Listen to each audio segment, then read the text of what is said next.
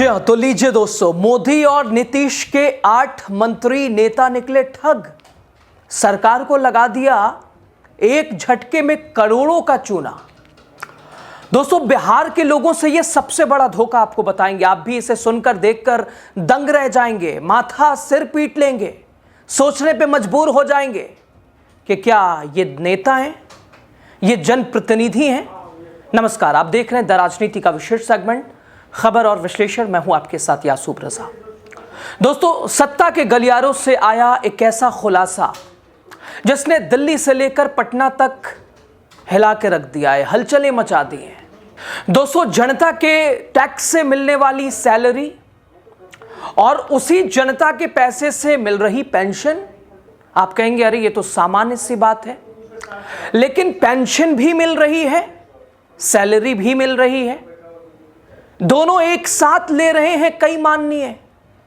दोस्तों, वो नेता जो पारदर्शिता की बात करते हैं, दोस्तों वो नेता जो दूसरों को ईमानदारी का पाठ पढ़ाते हैं, वो नेता जो ना जाने कैसे कैसे दावे वादे करते हैं, अपने आप को वाइट कॉलर दिखाते हैं, बताते हैं, वही नेता सालों से सरकारी खजाने से डबल बेनिफिट उठा रहे हैं और डबल बेनिफिट उठाते हुए पकड़े गए हैं। मोदी नीतीश के मंत्री कर रहे थे डबल गेम। दोस्तों, आरटीआई के खुलासे ने हिला के रख दिया है, दिल्ली से पटना तक हड़कंप मची है। सब कुछ आपको बताएंगे। दोस्तों, हाल ही में एक आरटीआई से पता चला और उस जानकारी ने एक बार राजनीति के ऊपर पॉलिटिकल कई सवाल खड़े कर दिए। दोस्तों, इस राजनीति के ऊपर, क्योंकि बिहार और केंद्र सरकार के कई नेता एक ही समय पे वो सैलरी भी ले रहे हैं और पेंशन, यानी दोनों ले रहे हैं। आपको बताएंगे क्या ये सही है, और अगर सही नहीं है, संसदीय संस्था के हिसाब से ये सही नहीं है, तो फिर ऐसा कैसे हो रहा है? कैसे नाक के नीचे ये धोखाधड़ी, ये खेल खेला जा रहा है? कौन है इसके पीछे? दोस्तों, आरटीआई के इस खुलासे में केंद्र सरकार और बिहार सरकार के यानी कुल 8 नेता, 8 मंत्री ऐसे हैं जो कि साहब चोरी करते पकड़े गए हैं। ये देखिए क्या दशा और क्या दिशा बना दी गई है। इसमें केंद्रीय मंत्री सतीश चंद्र दूबे, बिहार के वित्त मंत्री बिजेंद्र प्रसाद यादव, इसके अलावा 6 नेताओं को उनके यानी हालिया जो पद है, उस पद के दौरान भी उन्हें पेंशन जारी है, पेंशन मिल रही है। और सिर्फ इतना ही नहीं, ये पेंशन कई वर्षों से लगातार उनके खाते में आ रही है, आती जा रही है। नियमों के मुताबिक किसी भी सांसद या विधायक को अपने वेतन के साथ पेंशन लेने की अनुमति नहीं। आगे आपको डिटेल में बताएंगे। ये नियम इस बात की गारंटी देता है कि सरकार यानी सरकारी निधियों का दुरुपयोग ना हो। दोस्तों, अब उन नामों को जरा देखिए कौन कौन इसमें शामिल है, जो जिनकी पेंशन जारी होने की जानकारी आरटीआई में सामने आई है। आरटीआई राइट टू इंफॉर्मेशन में सामने आए नेताओं के नामों में सबसे चौंकाने वाले नाम केंद्रीय मंत्री सतीश चंद्र दूबे, बिहार के, इसके अलावा बिहार के वित्त मंत्री बिजेंद्र प्रसाद यादव, इसके अलावा उपेंद्र कुशवाहा साहब, बेटे को जो मंत्री बनाए हैं, कितना कहां से फायदा उठा रहे हैं देखिए। उपेंद्र कुशवाहा का भी नाम है। देवेश चंद्र ठाकुर, ललन कुमार सर्राफा, नीतीश मिश्रा, संजय सिंह और भोला यादव जैसे नेता इस लिस्ट में शामिल हैं। यानी कुल 8 नेता हैं। सभी नेता कई सालों से बिना किसी रुकावट के अपनी पेंशन ले रहे हैं और सैलरी तो चली रही है। जबकि नियमों के मुताबिक किसी भी सदन का अगर कोई मेंबर है, सदस्य है, और सदस्य रहते हुए पेंशन लेना पूरी तरह से गैर कानूनी है। उपेंद्र कुशवाहा मौजूदा में वर्तमान राज्यसभा सांसद हैं और 2005 से पेंशन ले रहे हैं, मौजूदा राज्यसभा सांसद हैं।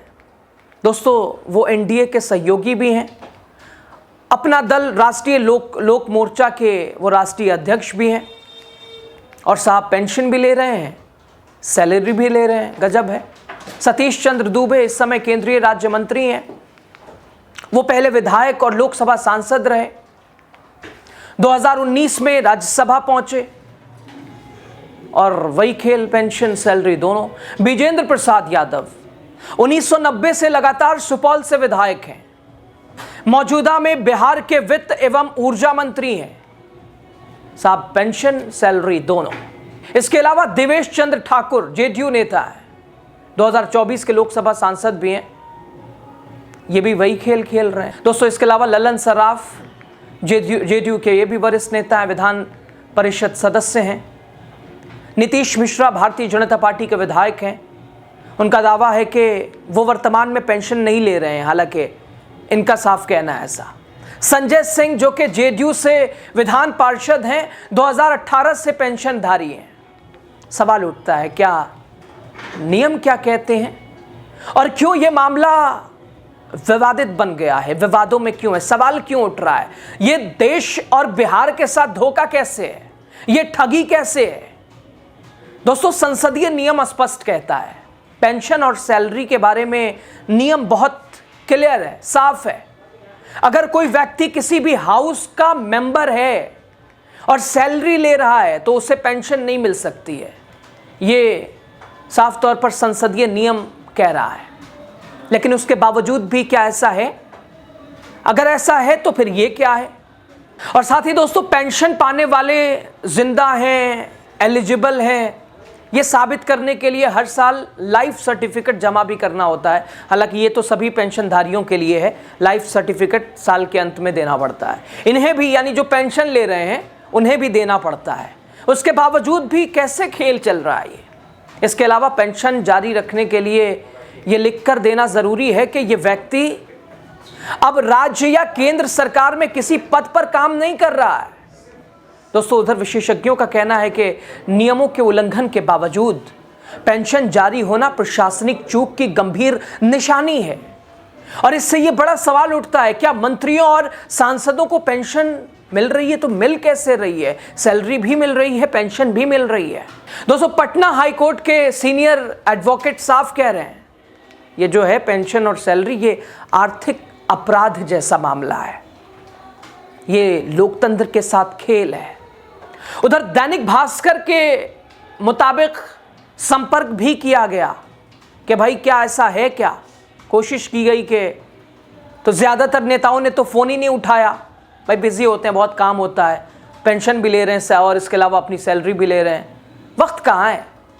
पत्रकारों ने स्पष्ट करने के लिए फ़ोन किया, फ़ोन नहीं उठा, रिसीव नहीं हुआ अधिकतर का, 8 में से ज़्यादातर का। हालांकि कुछ ने साफ किया कि उनकी पेंशन उनके अकाउंट में क्रेडिट नहीं हुई है या गलत तरीके से रिकॉर्ड हो गई होगी, कुछ ऐसा कह रहे हैं। देवेश चंद्र ठाकुर और नीतीश मिश्रा ने इससे अधूरी जानकारी बताया, आरटीआई द्वारा जो ये जानकारी आई है। इसके अलावा दोस्तों, देवेश चंद्र ठाकुर ने कहा कि उन्होंने कभी पेंशन की मांग नहीं की, अगर किसी कारणवश उनके खाते में पेंशन आई है तो वापस कर देंगे, क्या हो गया, गलती से आ गई होगी, वापस कर दिया जाएगा। देखिए ज़रा, समझिए। उधर नीतीश मिश्रा का कहना है कि 2015 में बस 1 महीने की पेंशन मिली थी, जब वो किसी सदन के सदस्य नहीं थे, और उसके बाद उन्होंने पेंशन नहीं ली। दूसरी ओर विपक्षी दलों ने इस आरटीआई खुलासे के बाद सरकार पर पारदर्शिता, भ्रष्टाचार के गंभीर सवाल उठा दिए हैं। राजनीतिक और प्रशासनिक दृष्टि से यह मामला काफ़ी संवेदनशील है।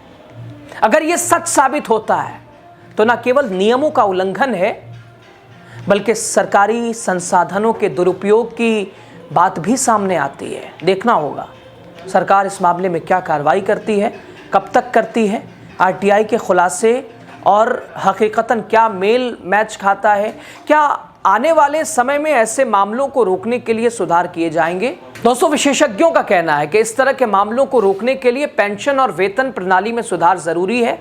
पारदर्शिता और कड़े नियम लागू किए जाने चाहिए ताकि किसी भी पद पर रहने वाला व्यक्ति दोहरा लाभ न उठा सके।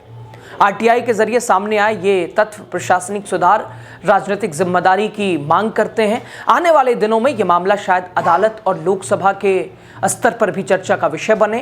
तो दोस्तों, आरटीआई के जरिए सामने आया ये बड़ा खुलासा, ये इसे फ्रॉड कहें, इसे कौन सा खेल कहें, ठगी कहें, क्या मंत्री और सांसद एक साथ पेंशन और वेतन ले सकते हैं? नियमों के अनुसार नहीं। पर अब सवाल ये कि क्या प्रशासनिक चूक क्यों हुई?